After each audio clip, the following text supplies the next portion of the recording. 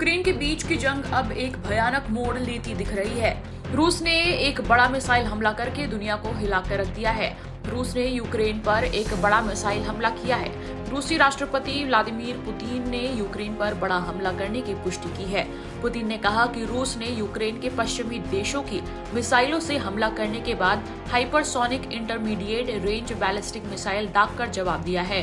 इन हमलों के बाद राष्ट्र के नाम संबोधन में पुतिन ने कहा कि यूक्रेन युद्ध अब धीरे धीरे वैश्विक स्वरूप लेता जा रहा है। दूसरी ओर जेलेंस्की ने इस जंग की तीव्रता के बढ़ने और दशा बदलने को लेकर वैश्विक जगत से रूसी हमलों की निंदा की अपील की है। रूस की ओर से यूक्रेन पर hypersonic intermediate range ballistic missile से एक तरफ जहां दुनिया दंग रह गई, तो दूसरी ओर अमेरिका ने दुनिया को बताया है कि उसे रूस के हमले की जानकारी पहले से थी। मीडिया रिपोर्ट्स के मुताबिक अमेरिकी अधिकारियों ने कहा है कि रूस ने हमले से पहले ही उसे जानकारी दे दी थी। गौरतलब है कि यूक्रेन ने इसी हफ्ते रूस पर अमेरिकी और ब्रिटिश मिसाइलों से हमला किया, जिसके बाद से ही रूस बौखलाया हुआ था। इस हमले से बौखलाए रूसी राष्ट्रपति व्लादिमीर पुतिन ने अपनी सेना को इंटरमीडिएट रेंज बैलिस्टिक मिसाइल से यूक्रेन पर पलटवार करने को कहा।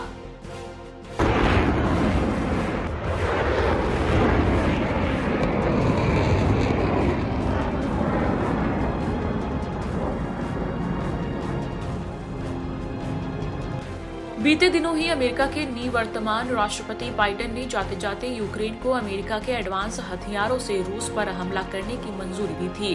ब्रिटेन ने भी यूक्रेन को इसकी मंजूरी दी, जिसके बाद जेलेंस्की ने रूस पर मिसाइल हथियार दाग दिए। इसके बाद से ही रूस यूक्रेन जंग और भयावह होता दिख रहा है। रूस ने गुरुवार को यूक्रेनी शहर डिनिप्रो पर एक हाइपरसोनिक बैलिस्टिक मिसाइल दागी।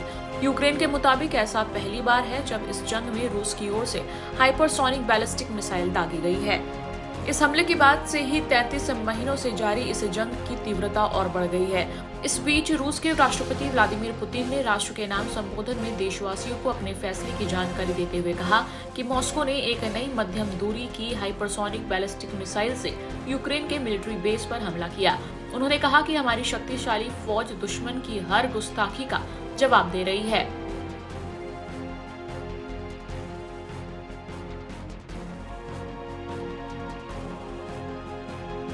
अगर उसने पश्चिमी देशों के हथियारों का इस्तेमाल किया तो ये रूस के खिलाफ युद्ध का खुला ऐलान माना जाएगा। हमारे हमले यूक्रेन वाले नहीं हैं।